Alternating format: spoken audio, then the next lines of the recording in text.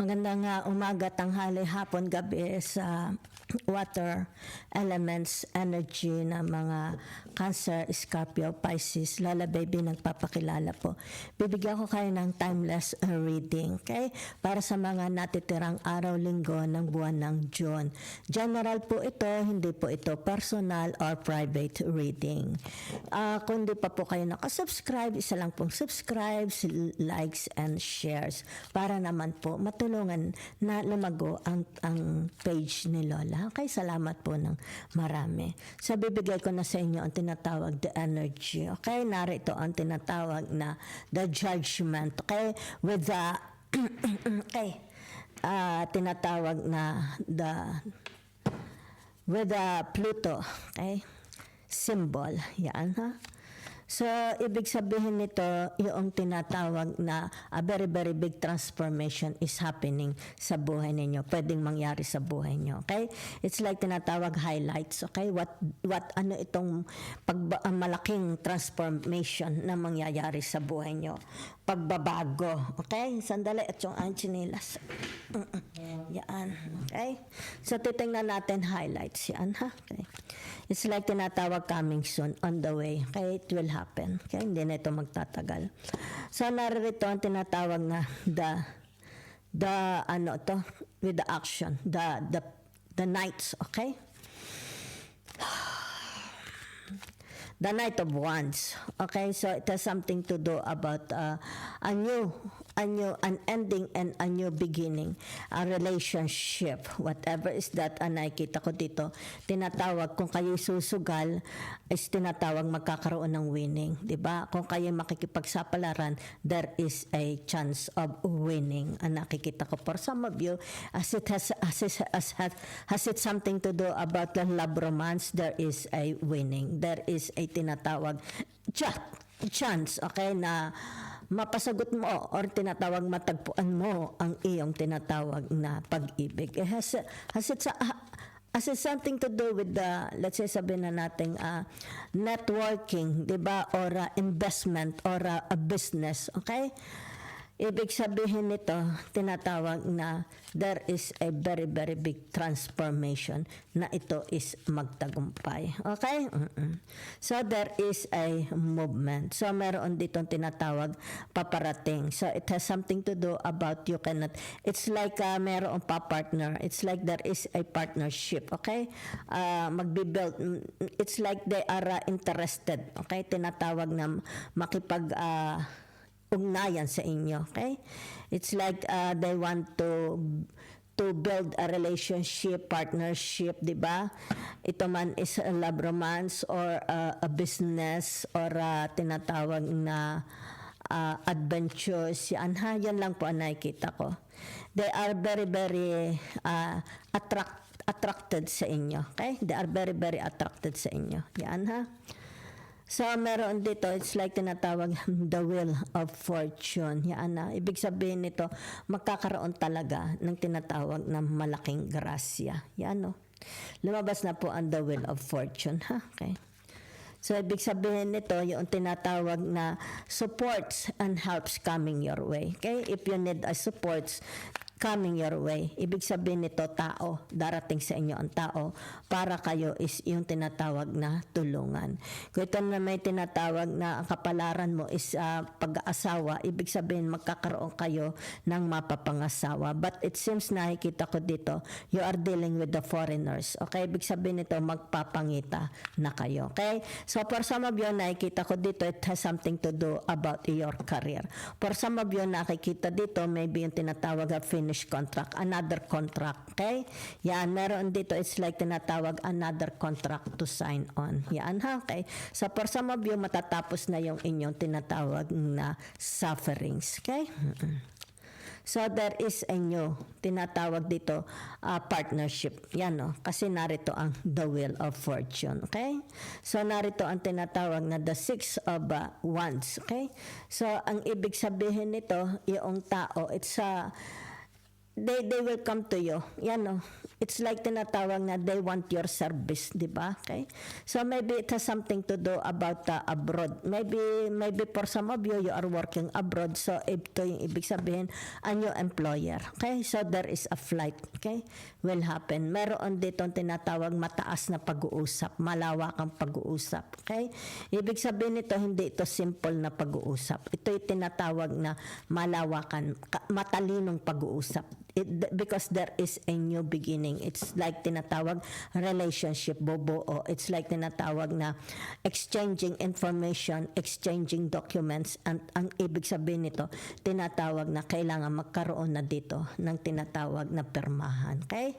Yan. So, ang nakikita ko for some of you, it has something to do about your intelligence. It has something to do about your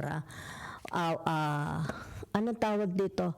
Your kung ano man ito, it's about your service. They need your service. Okay. Okay. So for some of you, maaaring ito lang ang hinihintay ninyo. Di ba? Ito lang ang hinihintay ninyo. A break, a big break. Para dito, ibig sabihin nito, magbago ang iyong tinatawag na kapalaran. So lumabas dito ang tinatawag na the justice. Ito, the justice. Ha? Okay. So it looks like wealth. Okay? Wealth coming your way. Yan ano? Di ba? So whatever is this, tinatawag na magkakaroon dito ng tinatawag agreement. Okay? A formal agreement dito between you and them. Paparating na po ito. Okay? It's like tinatawag, you will be given the chance to work. You will be given the chance to show your tinatawag galing. Yung whatever you have here sa tinatawag na the Knights of Wands. Di ba? Yan no. Ibig sabihin nito yung tinatawag na what you give, you receive. Okay? So, napakaganda po nito, ha? Okay? Ibig sabihin nito, highlights, tinatawag na dadating na. Yan, nagmamanifest. Ibig sabihin nito, mangyayari na ito. Ito yung tinatawag hindi lang ikaw. Meron dito tinatawag uugnay sa inyo, partnership, interested sa inyo. Okay? So, yan na nakikita ko. Narito ang tinatawag na the 10 of Swords. Yan, ha? So, ibig sabihin nito, it's like a corporate, a group of people. Okay? Yan, maybe you will work for a group of people. Yan, whatever is this, di ba? Ibig sabihin nito, they are attracted sa inyo. Kung ano itong tinatawag, your power, your intelligence, okay? Your strength, yan.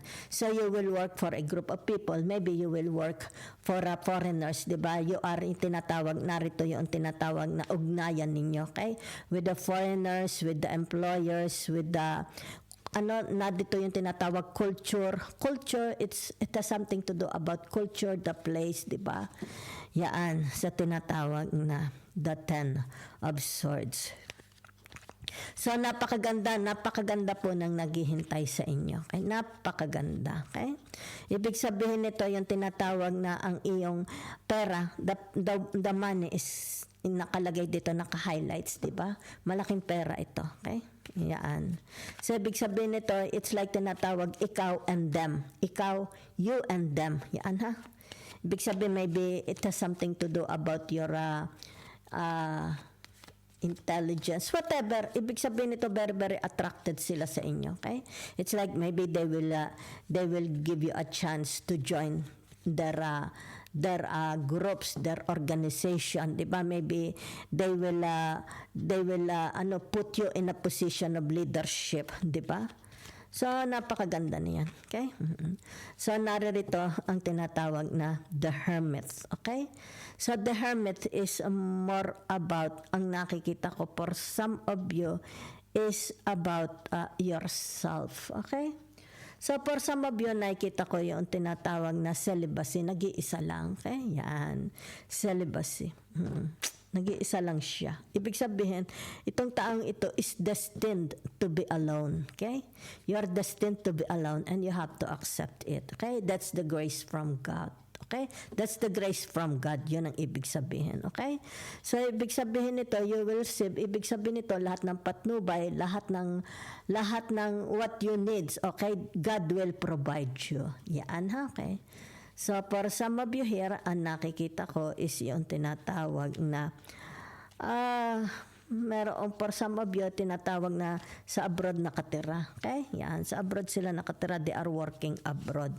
It's like tinatawag, that is their calling to work, to serve abroad. Yan na. It's more about their calling. Yan. So nakikita sa maaring for some of you meron tinatawag na mga pare, okay? They have it's like ang kanilang mission.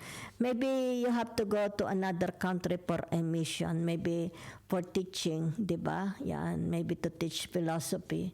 Kasi narito ang tinatawag na the world, okay? Tinatawag na the justice, okay? Maybe you have to, there is an order, okay? Nakikita ko lang dito. Yan ha. So, meron din dito yung tinatawag dadapana. It's like tinatawag na magiging pari na sila. Okay, yan. So, maaring pari, magiging madre. Dadapana sila. It's like surrendering, magpapakasal na sila sa Diyos. Diba? So, ibig sabihin nito, saksi. Maraming saksi dito. Okay, it's like tinatawag different kinds of orders. Yung tinatawag orders, halimbawa, St. Francis de Assisi orders, diba? The Carmelite orders, St. Joseph orders, diba? Yan, marami dito. Nakikita ko dito group of people para masaksihan ang tinatawag na pagpapakasal sa Diyos. Okay? So for some of you, ibig sabihin nito, whatever is this, maybe you will go abroad para sa inyong tinatawag na kind of work. Diba? Maybe sabihin na natin, you will serve as a doctor in a military army. Diba? Maybe you will serve as tinatawag na it's like someone to uplift others. Halimbawa sabihin natin mga dapang-dapang kaluluwa. Diba? It's about your calling. Ang nakikita ko for you here. Okay? So, for some of you, nakikita dito, you are no longer tinatawag na bata. Okay? May mga edad na ito. Okay? So for some of you here is about tinatawag na mag-enjoy sila sa buhay nila. Okay? It's like tinatawag, malapit na sila sa retirement. They are facing a retirement. Diba? Yan. So ibig sabihin nito, it's about their achievements. Nagkaroon ng achievements. Diba? Yan. Whatever their achievements, baka dito napagtapos nila mga anak nila, mga pamangkin nila, ang kusino ito, mga natulungan nila. Diba? So whatever is this, there is somebody is coming, okay? Whatever. Nakikita dito yung tinatawag na unexpected ito, okay? Unexpected, someone is coming, okay?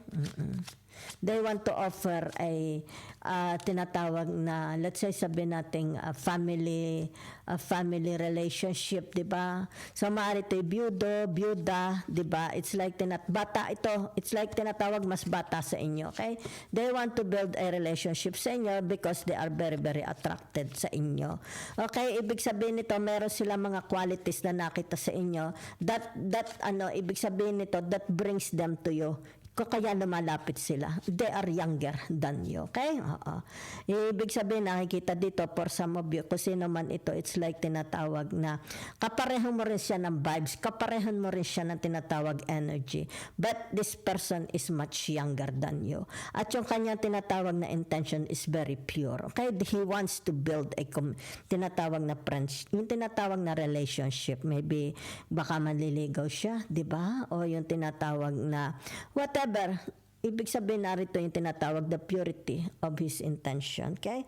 So for some of you, narito yung tinatawag na the Four of Swords, di ba? The Four of Swords has something to do about relationship. Yan. For some of you, ibig sabihin nito, namamahinga kayo, siguro masyado na kayong pagod sa inyong tinatawag na pakikipag-ugnayan, di ba? Halimbawa, sa mga kapatid, kapitbahay, people from all walks of life, di ba? So, nakikita dito yung tinatawag, energizing your spirit, energizing your frequency, di ba? Yan. It's like para kang bateriyang bagsak na baksak, kailangang i-recharge. For some of you, whatever is this, yung tinatawag, it's about your frustration, na kumbaga dito, wala kang magawa. Okay? Because nasasaksihan mo ito. Yan ha, nasasaksihan mo, nakikita mo, na-experience mo. Gusto mo man itong, may gusto ka man ditong gustong baguhin, gustong alisin, gustong tulungan.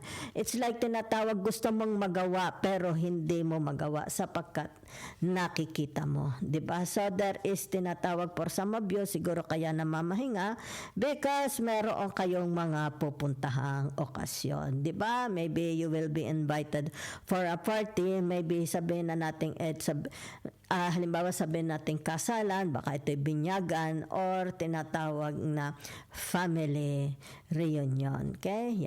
Family happenings, 'di ba? So for some of you, kaya na dyan yung tinatawag na the Three of Cups, okay? Ibig sabihin nito na kung ano ang wala, yan, it's like tinatawag ko ano ito, it's like sabihin na natin, ay nako, wala akong magandang kama, wala akong masarap na pagkain, kumbaga dito wala akong pag-ibig, nag-iisa lang ako, boring ang buhay ko, di ba? Kumbaga dito, wala akong makausap, whatever is that, wala akong bagong sapatos, wala akong bagong tuta, wala akong bagong whatever, di ba? Garden, something like that, papasok yan, no? Ibig sabihin nito, you will no longer alone, you will no longer sad, you will no longer it's like tinatawag na malulungkot sapagkat may papasok, financial man yan, people man yan, materials man yan, okay? So ibig sabihin nito, it's about your services, di ba? People nakikita dito, people loves, okay, what you do to them. It's about your services. So, tinatawag na the Five of Cups. Yan ha.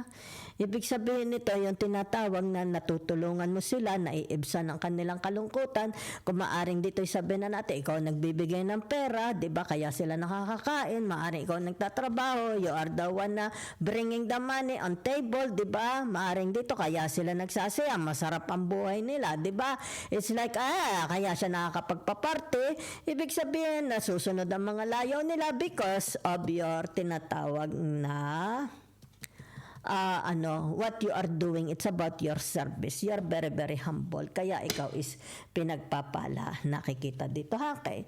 So, for some of you, tingnan natin kung ano ang sunod. Yung the hermit. Ibig sabihin nito, yung tinatawag na meron kayong mga hinahanap. Diba? Anong hinahanap mo?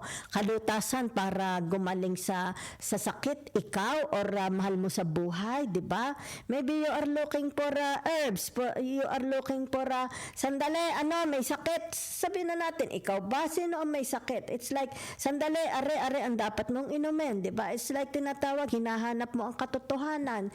Ibig sabihin nito, yung tinatawag, pinipilit mong makita ang mga sagot. Diba? Clarification, whatever is this sa tinatawag na the hermit. Because you cannot see it and you want to, tinatawag na find it. Okay, yan. So, whatever is that, kaya lumabas ang tinatawag na the death. The death is coming. It's like tinatawag na meron siyang kakaunin, 'di ba? I do not know. It's something like that. It's more about tinatawag that will show you, okay? Kung ano ang hinahanap mo, 'di ba? Yan.